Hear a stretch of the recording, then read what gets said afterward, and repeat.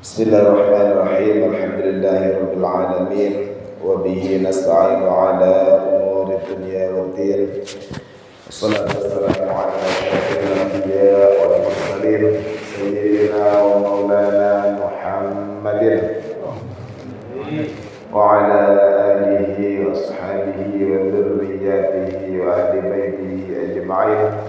Qala rabbi shrah li sadri wa yassir li amri wahlul 'uqdatam min lisani yafqahu qawli. Subhanaka la ilma lana illa ma 'allamtana innaka antal 'alimul hakim. La haula wa la quwwata illa billahil 'aliyyil 'azim. Amma ba'du. Hadratul muhtaramin, para alim, para kiai, para ustaz-ustazah, saya tokoh masyarakat Kampung Berjaya Kebun Agung, saya para bapak, para ibu jamaah mushola Bustani Ulum Kebun Jaya, rahimana wa rahimakumullah. Mugi saya tansah dilaringan rahmat saking saking Allah Subhanahu wa taala. Alhamdulillah menika kula kaliyan saya tasih mentakdir dados tiyang sae sehingga saged nekani pinter-pinter tepat yang insyaallah ing mriku mandhap rahmat saking saking Allah Subhanahu wa taala. Atas dalem menika matur mugi napa sing kelampahan iki saged dados tambahan catatan amal soleh kula sedaya bija wonten yaumul kiamah.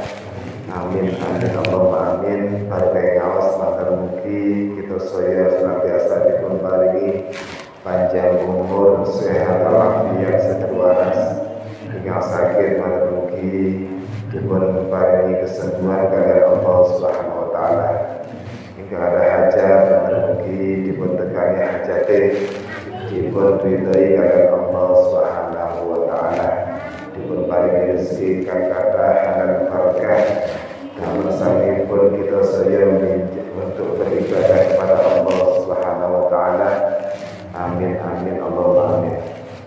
Nomor kali salawat salam mugi katur dumateng junjungan kita saya Nabi Agung Nabi Muhammad sallallahu alaihi wasallam. Jika sampun beto kula saya minadzul mati lan nur saking alam jahiliyah dumugi alam yang terang-terang, yaitu dengan datangnya adilul Islam wal iman. Mantar mugi saya diakui materi Nabi, mantar mugi saya angsal ketangsal syafaat dengan Nabi. Amin amin Allahumma amin. Para bapak, para ibu, para rawuh saya yang mulia, kita saya kesang wonten ing alam dunya niki mboten enten malih tujuane kecuali nurut perintahipun Allah Subhanahu wa taala, yaitu untuk senantiasa beribadah menyembah datang bersanipun Allah Subhanahu wa taala. Allah taala dawuh, wa ma khalaqtul jinna wal insa illa liya'budun. Aku tidak menciptakan jin lan manusia kecuali hanya untuk beribadah kepada-Nya. Karena tujuan utama kita diciptakan Allah Ta'ala di atas bumi hanya untuk beribadah, maka Allah Ta'ala juga memberikan berbagai macamnya jenis ibadah kepada kita semuanya, sehingga ibadah itu dibagi di wonten kalih macam. Nomor setunggal ibadah sing enten hubungane kaliyan Allah Subhanahu wa taala, sing pundi di Al-Qur'an biasa kita kenal dengan istilah hablum minallah, hubungan kita kepada Allah Subhanahu wa taala. Atas ibadah nyembah Allah taala, nuruti segala apa yang diperintah untuk kita kerjakan, untuk menuruti perintah Allah taala. Nomor kali ibadah ingkang enten hubungannya kalian sesama. Hingga berdiri Al-Quran itu disebut hablum minan nas, hubungan kita kepada antar sesama, yang mana ini sering kita dengar dengan istilah sosial. Kita hidup di masyarakat ini bersosialisasi dengan tetangga, dengan saudara, dengan masyarakat. Itu semua bisa dijadikan ajang untuk kita beribadah. Terus panjenengan Sa'id dan dia itu nggih nopo ibadah. Saking kadare panjenengan ibadah yang diberikan oleh Allah Ta'ala untuk kita kerjakan. Lek ngoten ibadah itu bukan hanya sekedar kita ini melaksanakan sholat baik fardu maupun sunat. Tidak sekedar kita ini memperbanyak puasa, memperbanyak mengamal melakukan ibadah haji atau umroh.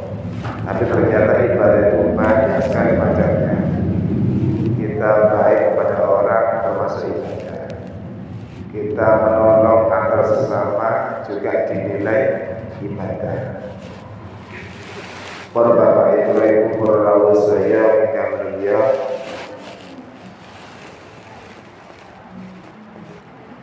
untuk melakukan ibadah kita butuh yang namanya kesabaran, sehingga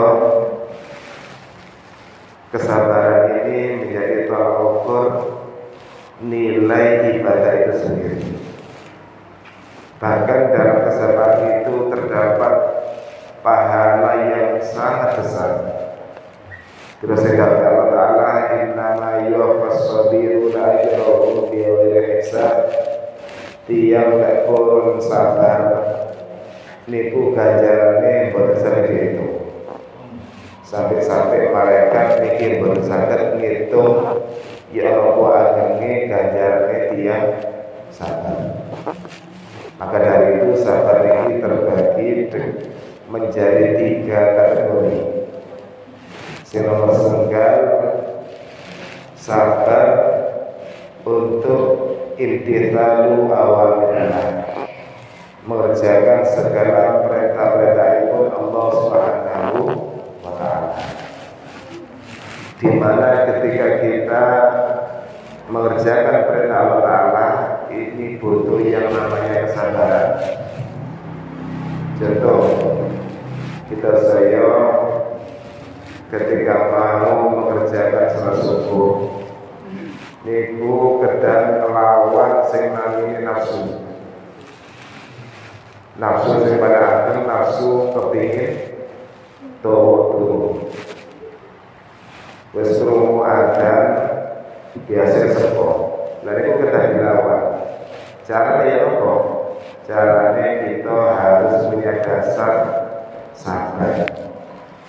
Sabar untuk memenuhi panggilan Allah Ta'ala, yaitu mengerjakan sholat subuh. Kita langsung bergegas ke kamar mandi untuk mengambil air wudhu, lalu kita mengerjakan perintah Allah Ta'ala, yaitu mengerjakan sholat subuh dalam keadaan kita dingin, dalam keadaan kita kadang ngantuk, dalam keadaan kita kadang payah dan sebagainya.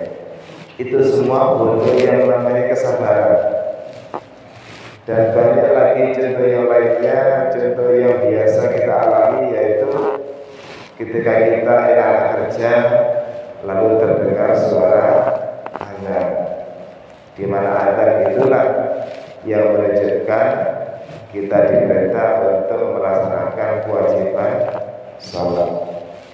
Di situ kita kadang berpikir, pokoknya cepat azan ini, kadang gerut-gerut. Nah ini butuh yang namanya kesabaran.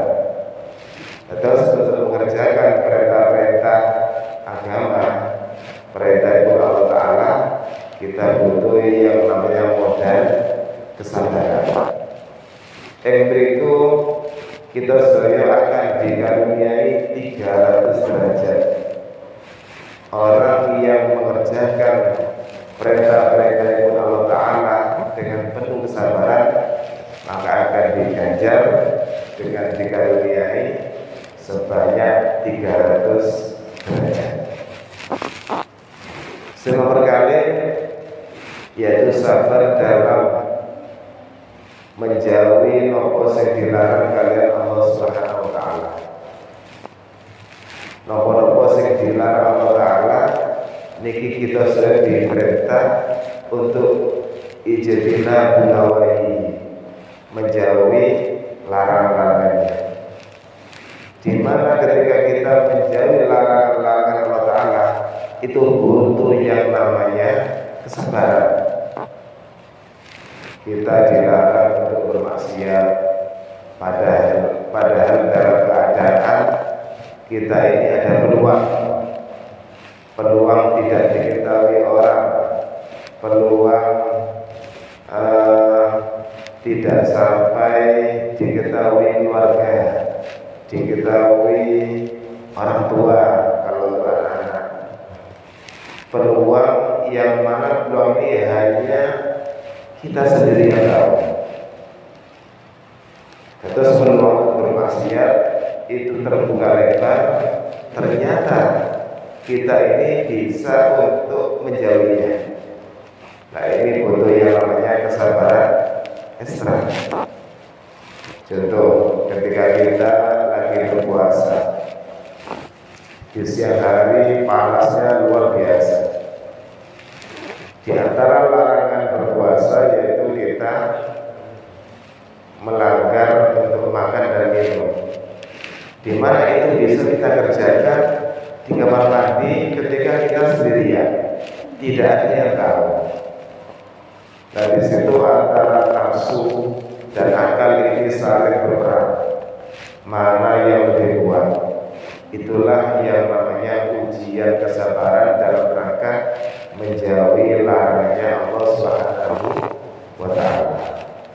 Ketika kita mampu untuk bersabar untuk menjauhi larangan Allah Ta'ala, maka di situ kita akan memperoleh anugerah berupa 600 derajat,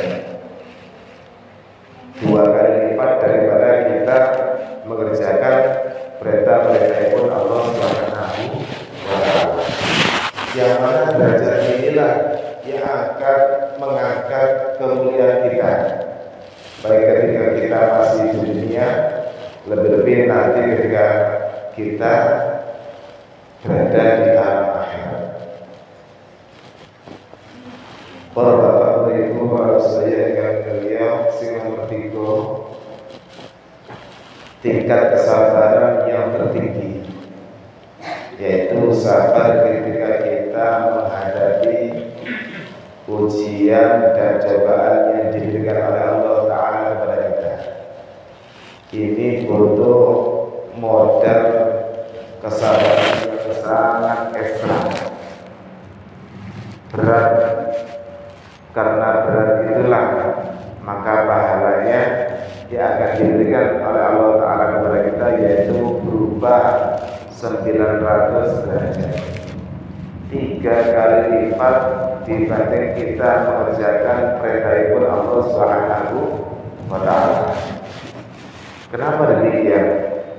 Karena orang yang dikasih musibah ini rata-rata mutawwil, rata-rata berbeda karena begitu beratnya. Orang yang bisa melalui ujian yang diturunkan Allah Ta'ala kepada kita dengan lulus, maka nanti dia akan mendapatkan derajat sebanyak 900 derajat, di mana itu bisa mengalahkan ketika kita mengerjakan perintah Allah Ta'ala dan meninggalkan larangan-larangannya Allah Subhanahu wa taala. Oleh karena itu, di dalam Al-Quran surat Al-Mulk ayat kedua, Alladzi khalaqal mauta wal hayata liyabluwakum ayyukum ahsanu amala. Allah Ta'ala yang menjadikan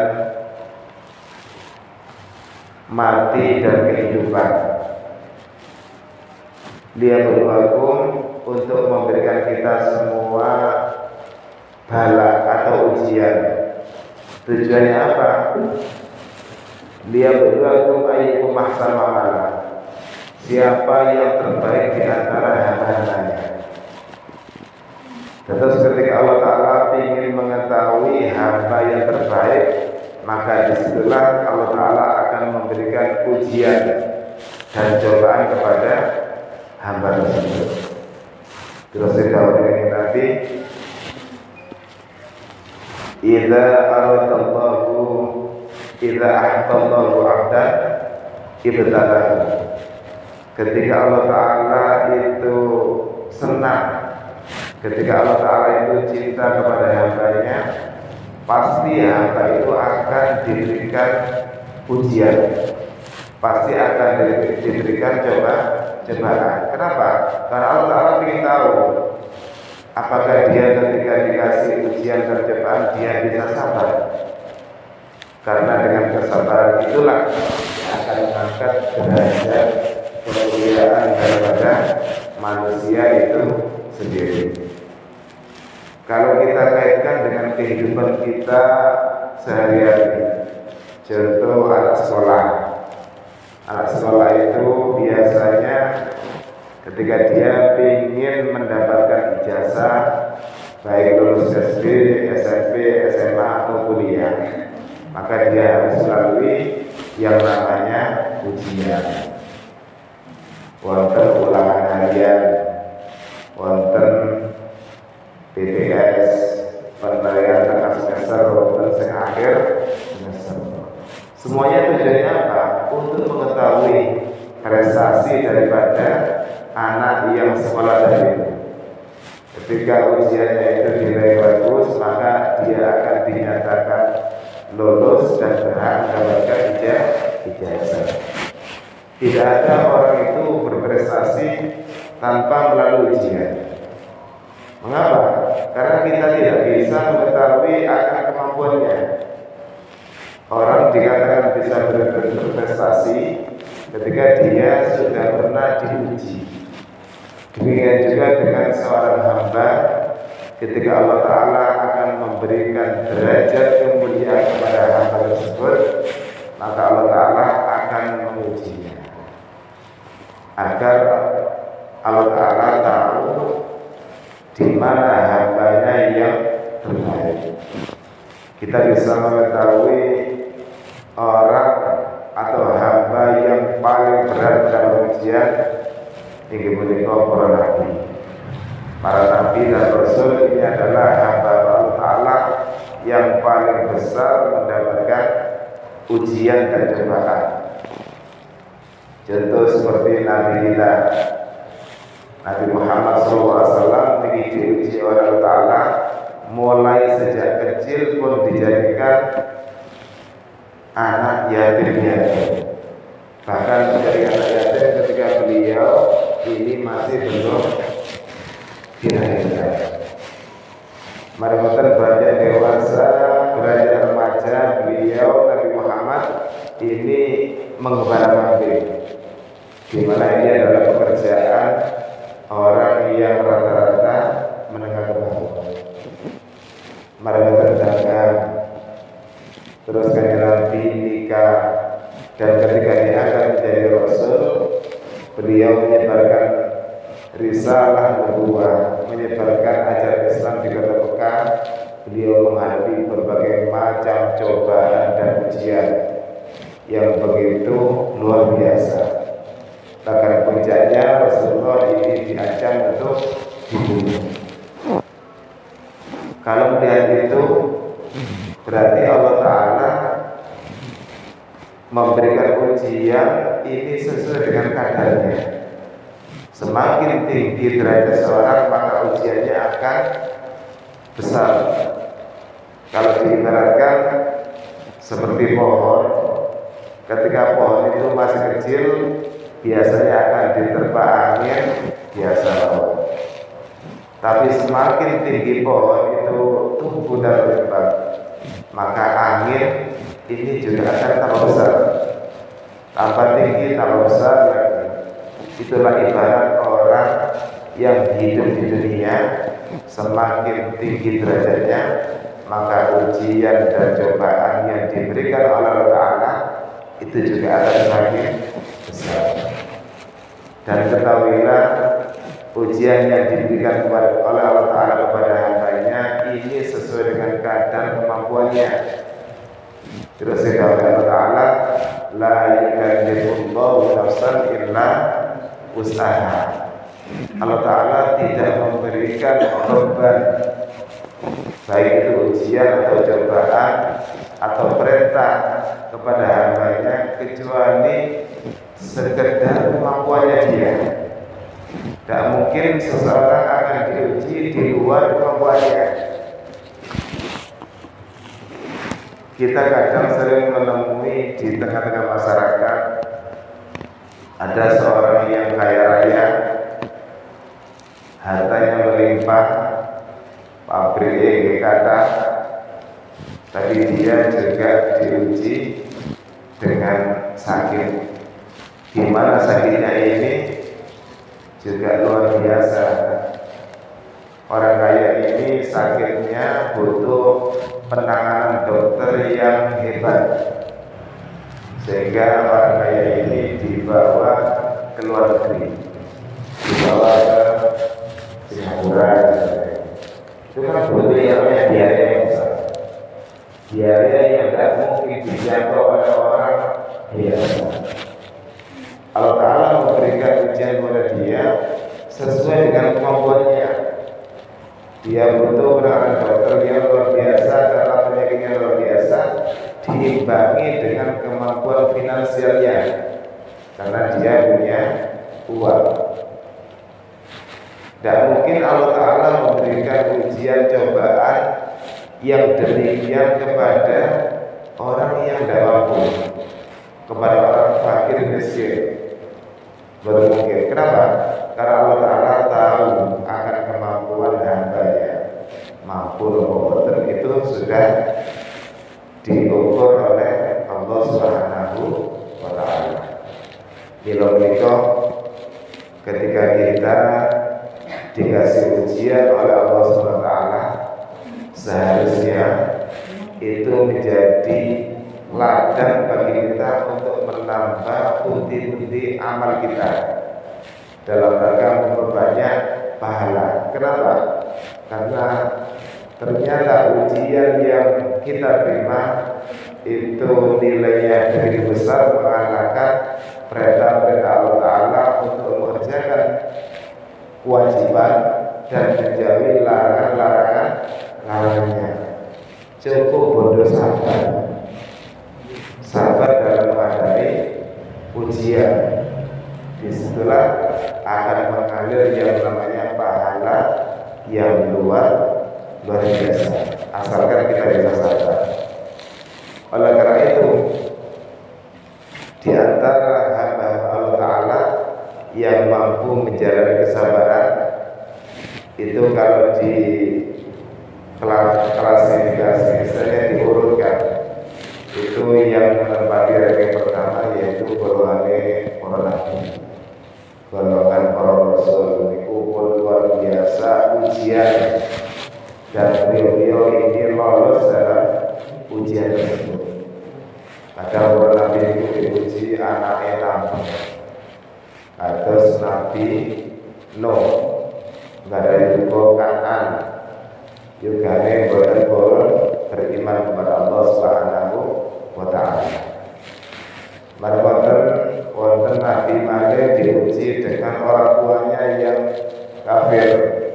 Atas Nabi Ibrahim.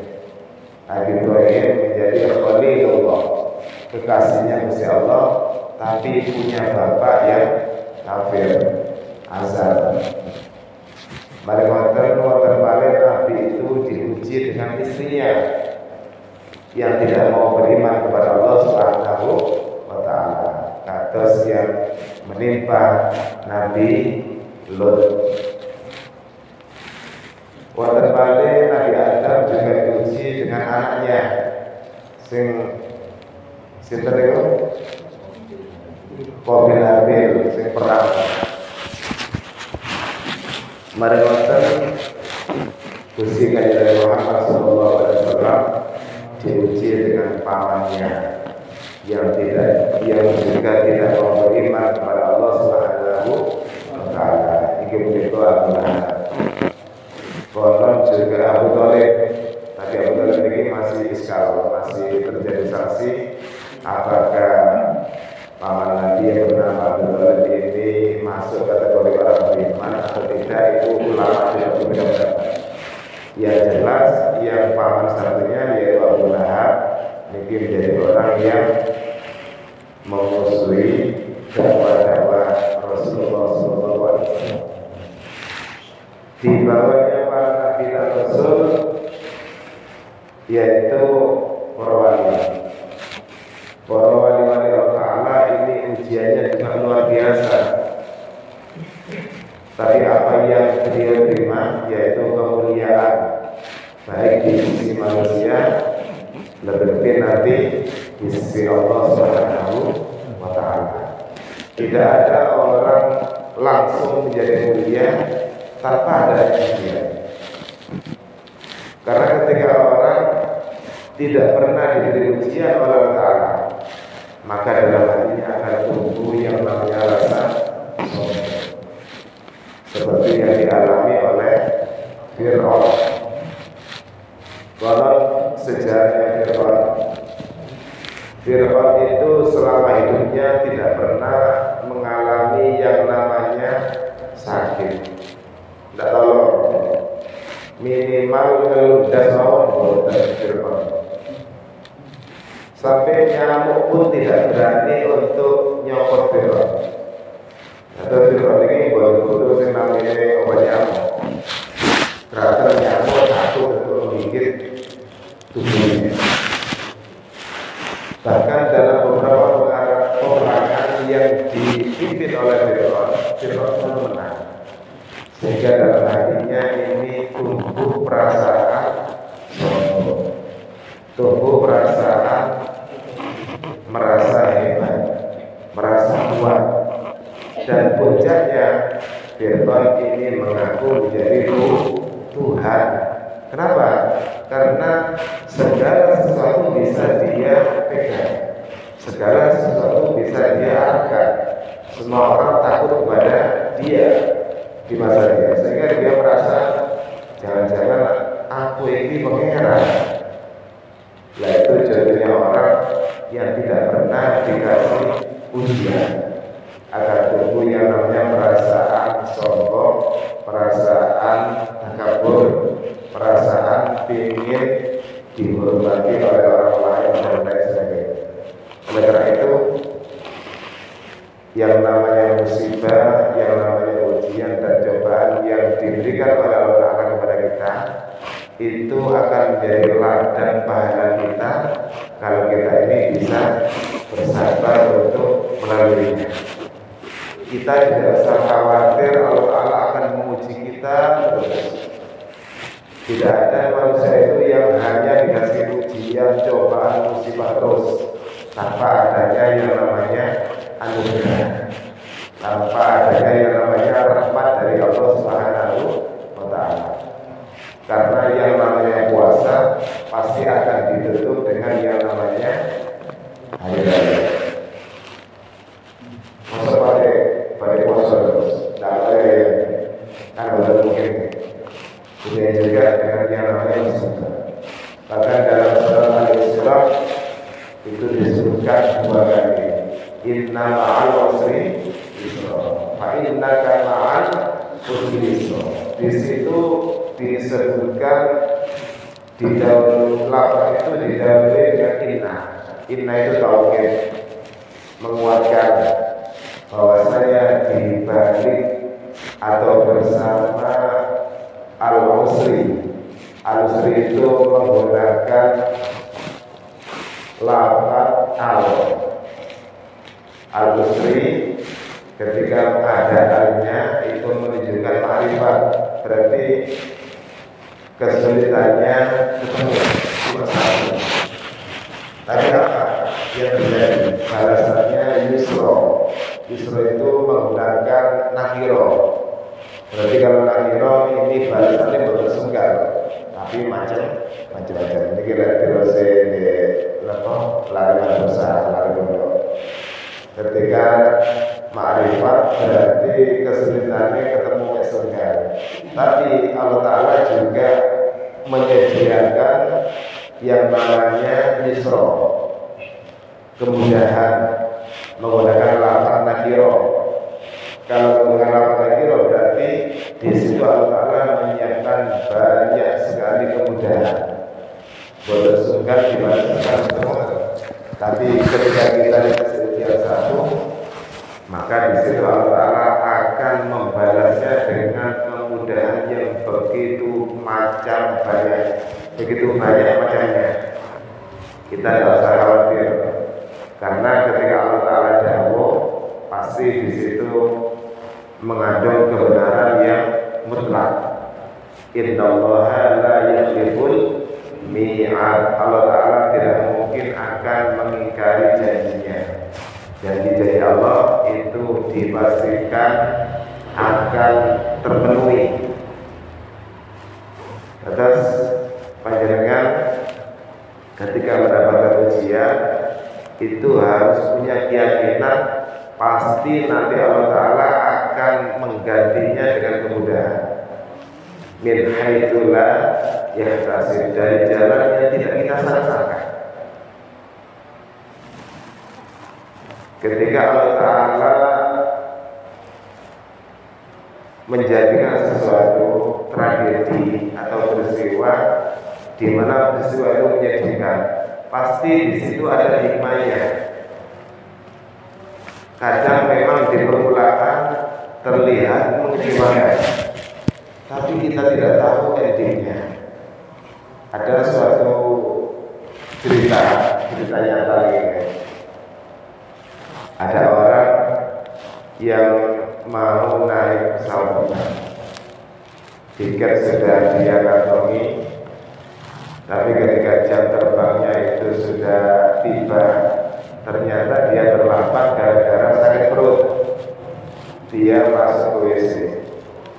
Lek namanya pesawat telah sekedar gini kan. Kenapa? Karena pesawat itu sudah ada jadwalnya, sama seperti kereta api. Itu memang sesuai dengan jadwalnya. Orang tadi setelah keluar dari kamar mandi ternyata sudah kelihatan pesawat yang akan dia tumpangi sudah terbang, sehingga orang tadi ini ketinggalan pesawat. Kita kecewa, karena dia itu sudah punya tujuan dengan cara naik pesawat. Ada kepentingan yang sangat penting untuk tujuannya.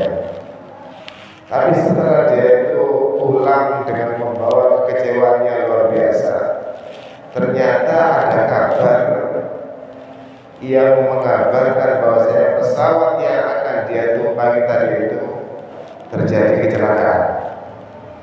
Pesawatnya ini terjun ke dalam laut. Tak satu pun ada penumpang yang selamat. Semuanya meninggal dunia. Termasuk para pegawai sejarahnya ayu-ayu ini. Kita kabeh.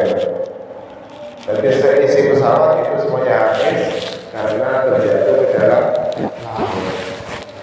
Dan orang tadi baru bisa merasakan nikmatnya kesabaran, yaitu setelah mendengar berita itu. Andai kan orang tadi itu naik pesawat, otomatis dia juga akan meninggal dunia. Disitulah kita ini harus belajar bahwasanya segala sesuatu yang terjadi di atas dunia semuanya tidak lepas dari yang namanya takdir Allah Subhanahu wa Ta'ala. Sudah tertulis di Lauhul Mahfuz sebelum kita semua diciptakan, itu sudah ada tulisannya bahwasanya kita ini nanti lahirnya kapan, lahirnya di mana, wafatnya kapan, dan tempatnya di mana, ada semuanya. Berarti takdirnya orang yang ketinggalan pesawat itu, dia belum ditakdir untuk meninggal dunia bersama pesawat, karena dia dilambatkan, terlambat alias terlambat, sehingga dia selamat dari musibah kecelakaan pesawat itu. Di situ kita ini dituntut untuk belajar berhusnudzon kepada Allah Subhanahu wa taala. Husnudzon kepada Allah Ta'ala itu hukumnya wajib. Kenapa? Karena Allah Ta'ala yang mengendalikan segala sesuatunya. Contoh, ketika kita berdoa kepada Allah Subhanahu wa taala, berkali-kali kita berdoa, ternyata doa kita tidak kunjung tiba. Contoh doanya, lebih kepingin gak ada mobil, sekilas kan kenapa gak ada mobil kan saya, ternyata tidak kunjung tiba. Motor mobilnya begitu. Kita ini dilatih untuk husnudzon kepada Allah. Husnudzon kita, mungkin Allah Ta'ala punya kehendak lain. Kita tidak menjadi mobil, bisa jadi ketika kita punya mobil, kita menjadi orang yang sombong. Mungkin dengan saat kita punya mobil, kita akan tambah jauh dari Allah Subhanahu wa ta'ala. Lewat mobil, kadang kita ini menjadikan sarana mobil tadi itu untuk bermaksiat kepada Allah Subhanahu wa ta'ala. Mengapa demikian? Karena kebanyakan orang yang dikaruniai rezeki yang berlimpah itu rata-rata berbuat.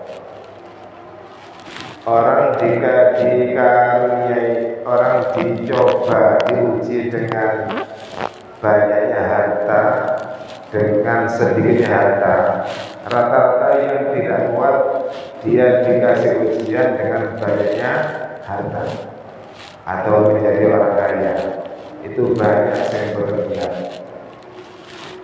Berlebihan yaitu kadang harta yang dititipkan kepada kita itu disalahgunakan, dijadikan sarana untuk bermaksiat kepada Allah Subhanahu wa ta'ala. Dan orang yang dikaruniai rezeki yang pas-pasan atau menjadi orang miskin itu rata-rata kuat, rata-rata hatinya tabah, walaupun kadang wonten sing belum kuat, tapi rata-rata kuat. Kanjeng Nabi Muhammad SAW, beliau ini bahkan ditawari gunung itu dijadikan emas. Namanya gunung ya, kita mengenal gunung itu di waktu daerah Mekah, ini kan tanah. Gunung di Mekah daerah Arab itu rata-rata batu. Itu orang Ta'ala dirubah menjadi emas. Saat berdiri waktu itu dibaringkan kanjeng Nabi, betul ini menunjukkan kanjeng Nabi memang menghindari ujian yang namanya kekayaan. Bukan berarti orang Islam itu tidak boleh kaya,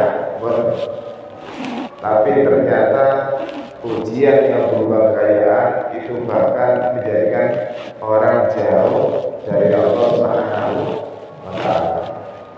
Sampai-sampai Nabi itu Allahumma ja'alni miskinan, karena tadi ya Allah jadikan kami orang miskin. Kenapa? Karena rata-rata penghuni surga nanti itu dari golongan orang-orang miskin.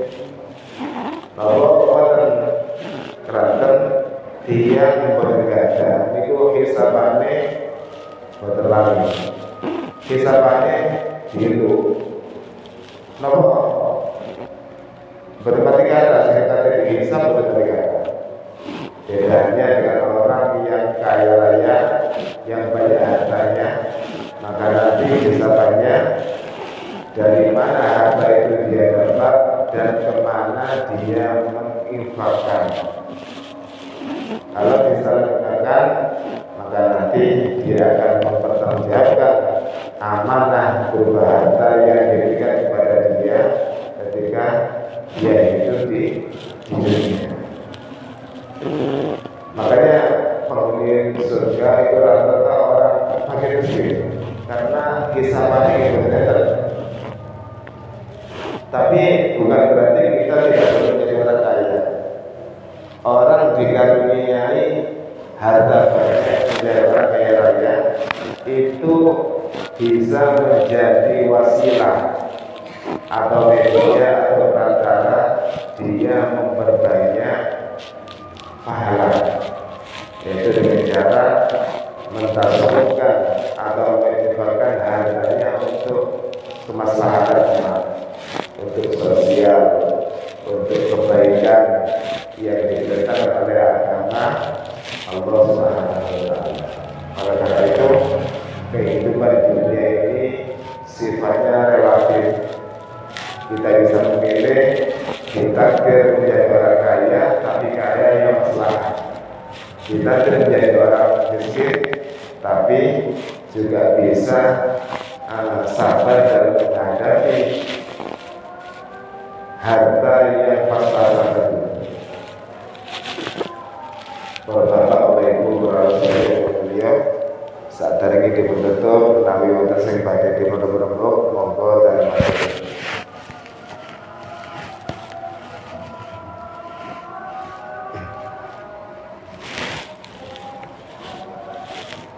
Monggo ibu-ibu ada.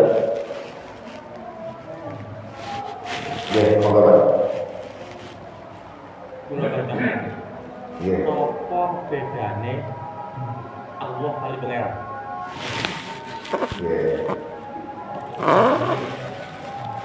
Wonten istilah al-khaliq, wonten istilah makhluk. Ora pangeran angin Allah. Iya. Wonten istilah khaliq, wonten istilah makhluk. Lek khaliq niku berarti zat sing menciptakan. Lek makhluk berarti yang diciptakan, bukan hanya manusia, tapi alam semesta beserta isi-isinya. Selainnya Allah Ta'ala niku namanya makhluk. Untuk perbedaan pengiran karena Allah Ta'ala itu di dunia orang-orang mengenal yang namanya Tuhan, dan di dunia itu agamanya banyak. Bahkan di Indonesia ini agamanya jumlahnya ada 6. Agama Islam, Kristen Katolik, Protestan, Hindu, Buddha, terakhir Konghucu. 6 agama ini punya Tuhan yang berbeda-beda. Sehingga aku Islam Tuhannya namanya Allah Ta'ala. Dan terus diterjemah La ilaha illallah, tidak ada Tuhan yang berhak disembah kecuali Allah. Tuhannya Allah. Qul huwallahu ahad. Katakan Allah itu satu. Jadi Tuhannya orang Islam itu satu. Kalau Tuhan lebih dari satu, maka namanya menyekutukan Allah. Betul satu. Sakit keluar dari Islam. Jadi ini masalah tauhid. Kita harus meyakini bahwasanya Tuhan kita itu namanya Allah Ta'ala dan satu, tidak boleh ditambah-tambah. Ditambahi namanya syirik, menyebutkan Allah Ta'ala. Lalu pengiran itu terjemah Tuhan. Tuhan itu wonten namanya Tuhan yang Islam itu Allah Subhanahu wa Ta'ala. Yang terbalik kamu ya? Alhamdulillah mas kita dalam itu bisa kata tersoal dengan manfaat barokah fikinya untuk jauh akhirat saking bulung utawi wonten salepan nyuwun apunipun baboten wa akhirat wallahul muwaffiq ila aqwamit thariq.